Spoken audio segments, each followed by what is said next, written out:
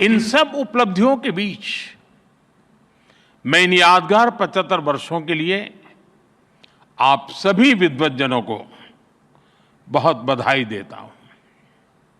साथियों, बीते 10 वर्षों में न्याय को सुगम बनाने के लिए देश ने कई प्रयास किए हैं। कोर्ट्स के मॉडर्नाइजेशन के लिए मिशन लेवल पर काम हो रहा है। इसमें सुप्रीम कोर्ट और जुडिशरी के सहयोग की बड़ी भूमिका रही है। आज जिला न्यायपालिका का ये कार्यक्रम भी इसी का एक और उदाहरण है। इसके पहले यहां कई लोगों ने उल्लेख भी किया, सुप्रीम कोर्ट और गुजरात हाई कोर्ट ने मिलकर ऑल इंडिया डिस्ट्रिक्ट कोर्ट जजेस कॉन्फ्रेंस का आयोजन भी किया था। इस तरह के आयोजन ईज ऑफ जस्टिस के लिए बहुत ही जरूरी है। मुझे बताया गया है यहां भी अगले 2 दिनों में कई महत्वपूर्ण मुद्दों पर चर्चा होगी। पेंडिंग केसेस का मैनेजमेंट, ह्यूमन रिसोर्स और लीगल फैटर्निटी की बेहतरी। आपने चर्चा के लिए सभी जरूरी विषय तय किए हैं।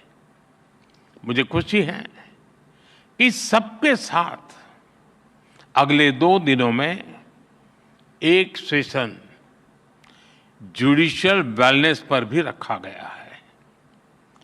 पर्सनल वेलनेस, सोशल वेलबीइंग की सबसे पहली जरूरत है। इससे हमें हमारे वर्क कल्चर में हेल्थ को प्रायोरिटी देने में मदद मिलेगी। साथियों, हम सब जानते हैं आज आजादी के अमृतकाल में 140 करोड़ देशवासियों का एक ही सपना है, विकसित भारत, नया भारत। नया भारत यानी सोच और संकल्प से एक आधुनिक भारत। हमारी न्यायपालिका इस विजन का एक मजबूत स्तंभ है। खास तौर पर हमारी डिस्ट्रिक्ट जुडिशरी भारतीय न्यायपालिका की व्यवस्था का एक आधार है। देश का सामान्य नागरिक न्याय के लिए सबसे पहले आप ही का दरवाजा खटखटाता है। इसलिए ये न्याय का प्रथम केंद्र है, ये पहली सीढ़ी है।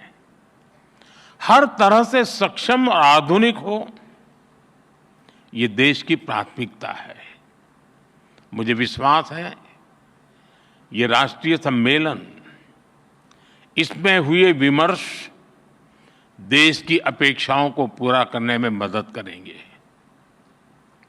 साथियों, किसी भी देश में विकास का अगर कोई सबसे सार्थक पैरामीटर है तो वो है सामान्य मानवीय का जीवन स्तर। सामान्य मानवीय का जीवन स्तर उसकी ईज ऑफ लिविंग से तय होता है और सरल सुगम न्याय ये ईज ऑफ लिविंग की अनिवार्य शर्त है। ये तभी संभव होगा जब हमारी डिस्ट्रिक्ट कोर्ट्स आधुनिक इंफ्रास्ट्रक्चर और टेक्नोलॉजी से लैस होगी। हम सब जानते हैं कि आज डिस्ट्रिक्ट कोर्ट्स में करीब 4.5 करोड़ केसेस पेंडिंग है। न्याय में इस देरी को खत्म करने के लिए बीते 1 दशक में कई स्तर पर काम हुआ है।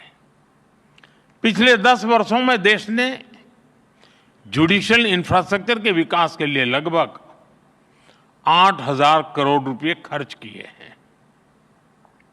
आपको एक और तथ्य जानकर खुशी होगी, पिछले 25 साल में जितनी राशि जुडिशियल इंफ्रास्ट्रक्चर पर खर्च की गई, उसका 75% पिछले 10 वर्षों में ही हुआ है। इन्हीं 10 वर्षों में डिस्ट्रिक्ट जुडिशरी के लिए 7,500 से ज्यादा कोर्ट हॉल और 11,000 रेजिडेंशियल यूनिट्स तैयार की गई है। साथियों, मैं जब लीगल फ्रेटर्निटी के बीच आता हूं तो ई कोर्ट्स का विषय आना बहुत स्वाभाविक है। टेक्नोलॉजी के इस इनोवेशन से केवल न्यायिक प्रक्रियाओं में तेजी ही नहीं आई, इससे वकीलों से लेकर फरियादी तक हर किसी की परेशानियां भी तेजी से कम हो रही है। आज देश में अदालतों का डिजिटाइजेशन किया जा रहा है और जैसा कि मैंने कहा, इन सभी प्रयासों में सुप्रीम कोर्ट की ई कमेटी अहम भूमिका निभा रही है। साथियों, पिछले वर्ष ई कोर्ट्स प्रोजेक्ट के तीसरे फेज को भी स्वीकृति मिली है। हम एक यूनिफाइड टेक्नोलॉजी प्लेटफॉर्म तैयार करने की दिशा में आगे बढ़ रहे हैं। इसके तहत artificial intelligence, optical character recognition जैसी उभरती हुई टेक्नोलॉजी का इस्तेमाल होगा। हम पेंडिंग केसेस का एनालिसिस कर सकेंगे, भविष्य के मुकदमों का भी अनुमान लगा सकेंगे। पुलिस, फॉरेंसिक, जेल और कोर्ट टेक्नोलॉजी इनको इंटीग्रेट भी करेगी और इनके काम को स्पीड अप भी करेगी। हम ऐसी न्याय व्यवस्था की ओर बढ़ रहे हैं जो पूरी तरह से फ्यूचर रेडी हो गई। साथियों, आप जानते हैं, बड़े बदलाव में इंफ्रास्ट्रक्चर और टेक्नोलॉजी के साथ ही नियमों, नीतियां और नीयत की भी भूमिका होती है।